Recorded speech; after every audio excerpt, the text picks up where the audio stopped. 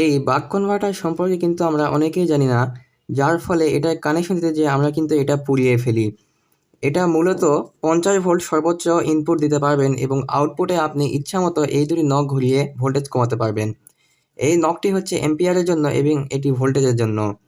এখানে ডায়োড ব্যবহার করেছে SSS54, যার অর্থ এটা সর্বোচ্চ 5 এম্পিয়ার পর্যন্ত হ্যান্ডেল করতে পারবে।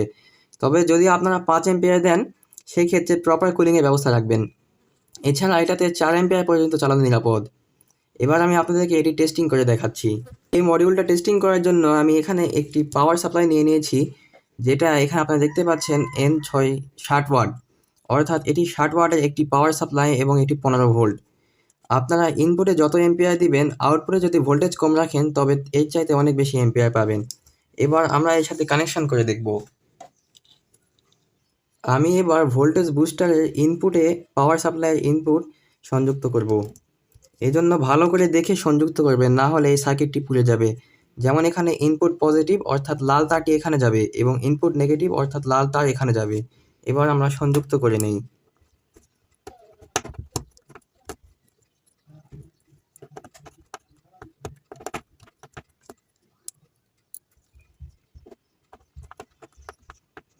সংযুক্ত করা হয়ে গেলে দেখতে পাবেন এখানে একটি লাল কালার এলইডি জ্বলছে, অর্থাৎ এই মডেলটি বর্তমানে চালু হয়েছে। এবং এখান থেকে আউটপুট নেওয়ার জন্য আপনারা এই দুইটি স্লট ব্যবহার করবেন। আমি আপনাদেরকে আউটপুট নিয়ে দেখাচ্ছি।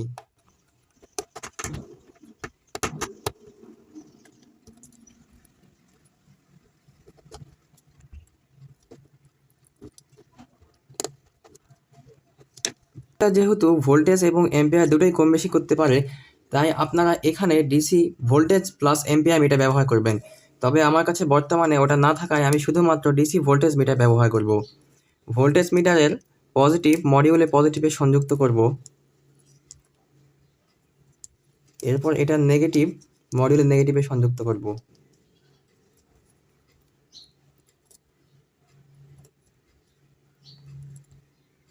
ভিউয়ার্স, মডিউলটি কিন্তু অলরেডি চালু আছে।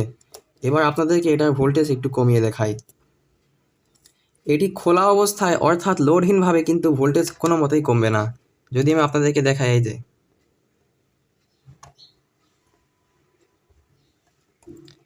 ভিউয়ার্স দেখতে পাচ্ছেন 15.3 ভোল্টই আছে। তাই আমি এখানে লোড হিসেবে একটি কুলিং ফ্যান ব্যবহার করে আপনাদেরকে দেখাচ্ছি যে কিভাবে ভোল্টেজ কমে যাচ্ছে।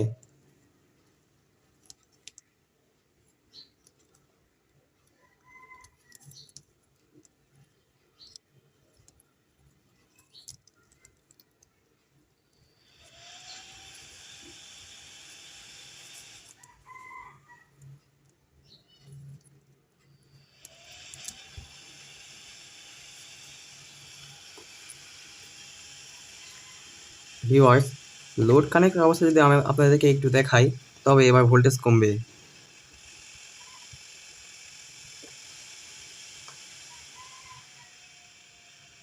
আপনারা দেখতে পাচ্ছেন নবটি ঘোরানোর সাথে সাথে ভোল্টেজ ধীরে ধীরে কমে যাচ্ছে। ভোল্টেজ মাত্র 4.12 ভোল্টে নেমে এসেছে। আপনারা এটা থেকে সর্বনিম্ন 1 ভোল্ট পর্যন্ত আউটপুট নিতে পারবেন। এবার ভোল্টেজের অভাবে মিটারটি অফ হয়ে গেল। এবার যদি আপনাদেরকে একটু দেখাই এম্পিয়ার সম্পর্কে,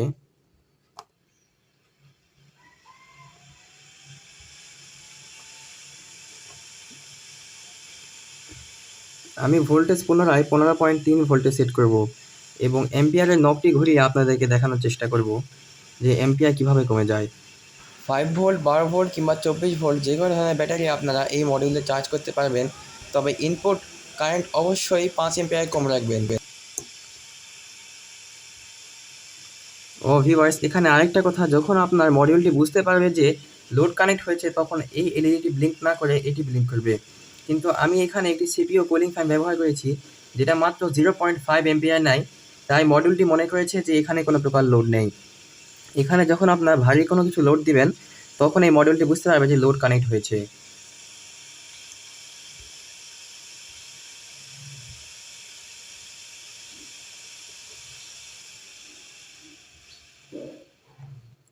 আর আপনার ইনপুটের তুলনায় যদি আউটপুটে ভোল্টেজ ইনপুটের তুলনায় আউটপুটে যদি এম্পিয়ার খুব কম হয়ে যায়, তবে এখানে একটি ওয়ার্নিং এলইডি চালু হবে, অর্থাৎ মডিউলটি বলছে যে এম্পিয়ার খুব কম হয়ে গিয়েছে, তখন আপনাকে এম্পিয়ার এবং ভোল্টেজ অ্যাডজাস্ট করতে হবে।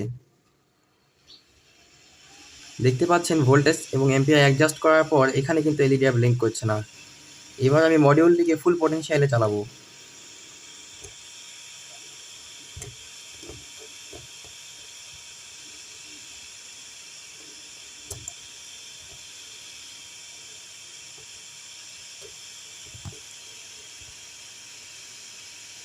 ভিউয়ার্স, এবার আপনারা দেখতে পাচ্ছেন যে ফুল এম্পিয়ারে চালালে মডিউলটি দুইটা এলইডি একসাথে চালু হয়েছে, অর্থাৎ মডিউলটি এখন কিছুটা বুঝতে পারছে যে লোড আছে এবং বুঝতে পারছে যে লোড নেই। তাই আমি মডিউলটিকে এবার ফুল করে দেই।